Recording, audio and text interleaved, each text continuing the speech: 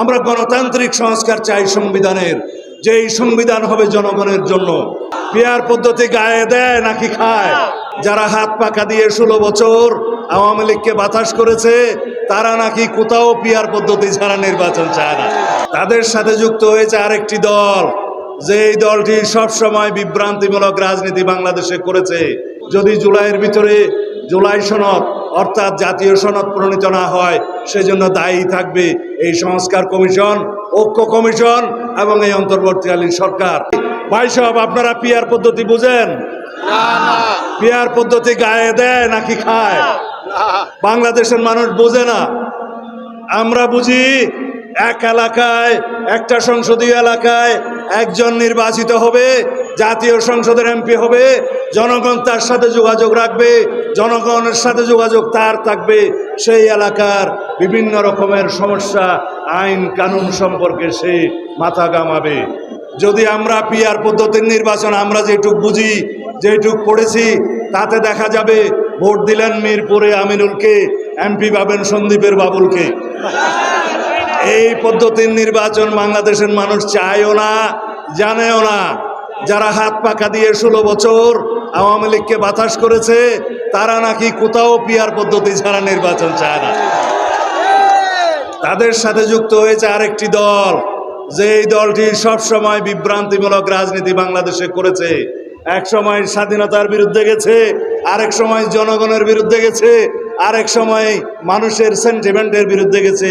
তারা রাজনীতি সবসময় বিভ্রান্তিমূলক রাজনীতি করে এইবার গোলা পানিতে মাছ শিকার করার চেষ্টা করছে। আমি নাম নেব না, আপনারা বুঝে নেন। বাংলাদেশের মানুষ সবই বুঝে। যারা আজকে সংস্কার কমিশনে গিয়ে আলোচনা করছে, খানাপিনা খাচ্ছে, সন্ধ্যাবেলায় চলে যাচ্ছে এবং কোনো সিদ্ধান্ত দিচ্ছে না, তারা কারা? তারা কেউ 13 দল, কেউ 14 দল, কেউ বিভিন্ন রকমের দল, যারা আওয়ামী লীগের সাথেও বিভিন্ন সময় সংযোগে ছিল। তাদের বক্তব্য শুনে যদি সংস্কার কমিশনে সিদ্ধান্ত নিতে হয়, জাতির জন্য দুর্ভাগ্য হবে। আমি বলছি না যে ওখানে সবাই আওয়ামী লীগের সাথে ছিল, কিন্তু কিছু কিছু দল ছিল যাদেরকে ওখানে আহ্বান করা হয়েছে। আমরা মানা করেছিলাম তাদের সাথে বসে কিভাবে সংস্কারের আলোচনা করব, কিন্তু সংখ্যায় অনেক। তাদেরকে নিয়ে তারা আলাপ করছে, খানাপিনা খাচ্ছে, কোনো সিদ্ধান্ত ছাড়া বেরিয়ে যাচ্ছে। এইভাবে আজকে জুলাই মাসের 18 তারিখ যদি জুলাইয়ের ভিতরে জুলাই সনদ অর্থাৎ জাতীয় সনদ প্রণীত না হয়, সেজন্য দায়ী থাকবে এই সংস্কার কমিশন, ঐক্য কমিশন এবং এই অন্তর্বর্তীকালীন সরকার। আমাদের উপরে দোষ চাপানোর চেষ্টা চলছে অবিরাম। বিএনপির কারণে নাকি সংস্কার হচ্ছে না। এক এক করে প্রতিদিন সাংবাদিক বন্ধুদের বলছি, প্রত্যেকটা ঐক্যমতে আসার পিছনে বিএনপির পরামর্শই নিতে হচ্ছে। বিএনপি প্রত্যেকটা ঐক্যমত পোষণের জন্য এগিয়ে আসছে। যেহেতু আমাদের এই প্রস্তাব হচ্ছে 31 দফা প্রস্তাব জাতির জন্য সংস্কারের, আমরা এই জাতির সম্মুখে 31 দফা প্রদান করেছিলাম। আমাদের নেতা জনাব তারেক রহমান সাহেব জাতির সামনে উপস্থাপন করেছিলেন। 2023 সালের 13ই জুলাই আমরা উন্মুক্ত জনসভার মধ্য দিয়ে সেই সংস্কার প্রস্তাব আমরা উপস্থাপন করেছিলাম।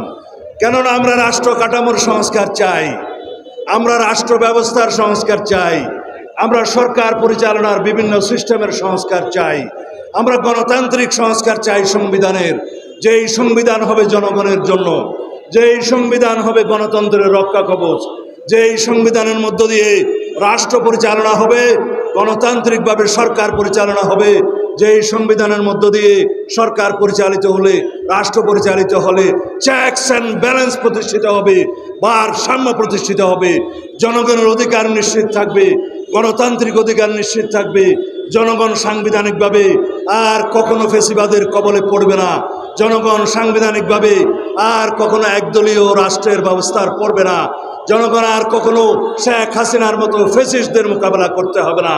সেই রকম সংবিধান আমরা প্রণয়ন করতে চাই, সংশোধন করতে চাই, সেই রকম রাষ্ট্র ব্যবস্থা এবং সরকার ব্যবস্থা প্রতিষ্ঠা করতে চাই।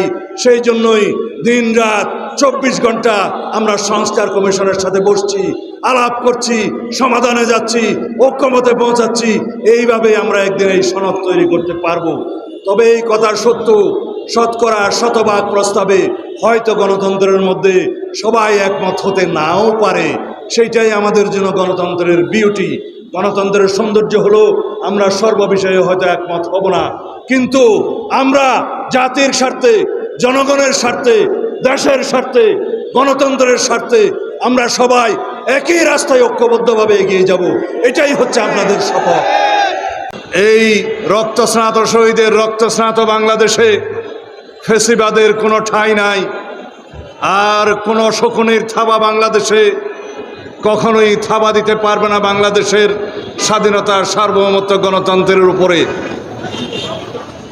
আমাদের বক্তব্য হওয়া উচিত, আজকে যারা নতুন নতুন বাক্য বিশারদ হয়েছেন রাজনীতিতে, তাদের উদ্দেশ্যে নসিহত করছি, যারা নতুন করে বাংলাদেশে ক্ষমতায় যাওয়ার জন্য স্বপ্ন দেখছেন, এই স্বপ্ন দেখা ভালো। যারা জনগণের ভোটের মাধ্যমে রাষ্ট্র ক্ষমতায় যেতে চায়, সেটা নিশ্চিত করার জন্য আমাদের এই অতীত সংগ্রাম, সেটা অবশ্যই ভালো। কিন্তু মনে রাখতে হবে, কেউ যদি বাংলাদেশে নির্বাচনকে পিছিয়ে দিয়ে, নির্বাচনকে অনিশ্চিত করে এবং নির্বাচন না করে রাষ্ট্র ক্ষমতা থাকতে চায়, অথবা বিভিন্ন রকমের গোলা পানিতে মাছ শিকার করার ষড়যন্ত্র করতে চায়, তাদের উদ্দেশ্য হচ্ছে ফ্যাসিবাদের দোসররা যেন আবার পুনর্বাসিত হয়।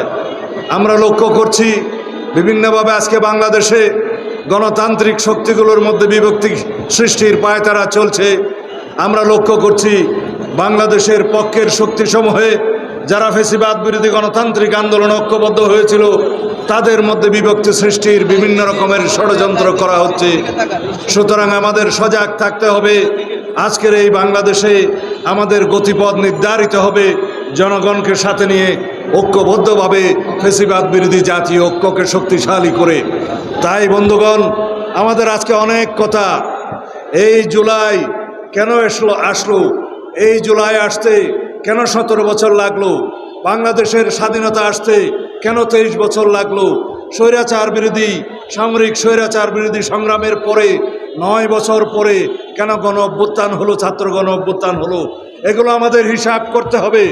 আমরা কি এই মুক্ত স্বাধীন বাংলাদেশে কেবলই রক্ত দিতে থাকবো গণতন্ত্রের জন্য?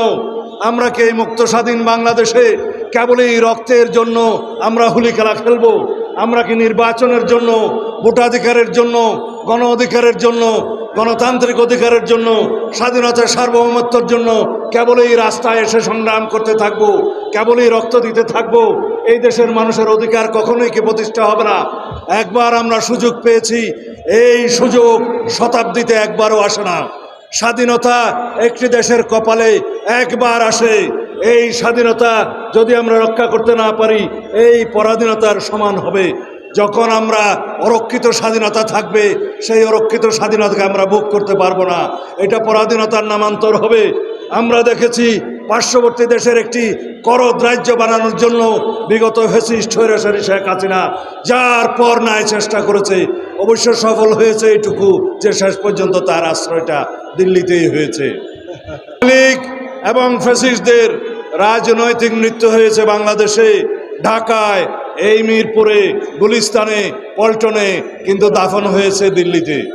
তাদের একটি অসৎ উদ্দেশ্য আছে। তারা জানে কেয়ারটেকার সরকার 3 মাসের জন্য প্রতিষ্ঠিত হয়। কেয়ারটেকার সরকার 3 মাসের মধ্যে একটি জাতীয় সংসদ নির্বাচনের জন্য সাংবিধানিকভাবে ম্যান্ডেট প্রাপ্ত হয়। এখন সেই কেয়ারটেকার সরকার পুনর্বহাল হয়েছে আদালতের মাধ্যমে। আমরা নিরপেক্ষ এই অন্তর্বর্তীকালীন সরকারকে কেয়ারটেকার সরকার হিসাবেই মনে করি। আপনাদের একমাত্র দায়িত্ব একটি সুষ্ঠু, সুন্দর, নিরপেক্ষ জাতীয় সংসদ নির্বাচন উপহার দেয়া। আপনাদের দায়িত্ব নাই স্থানীয় সরকার নির্বাচনের। বাংলাদেশে স্থানীয় সরকার নির্বাচনের কোনো ম্যান্ডেট নির্বাচন কমিশনের নাই। নির্বাচন কমিশনের কেবল 2টি ম্যান্ডেট, একটি রাষ্ট্রপতি নির্বাচন আর একটি জাতীয় সংসদ নির্বাচন।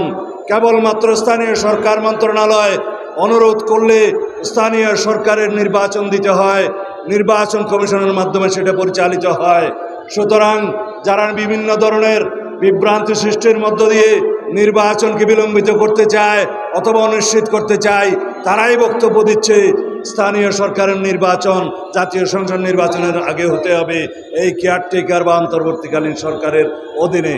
তাদের উদ্দেশ্য খারাপ। যারা বলে পিআর পদ্ধতিতে নির্বাচন চাই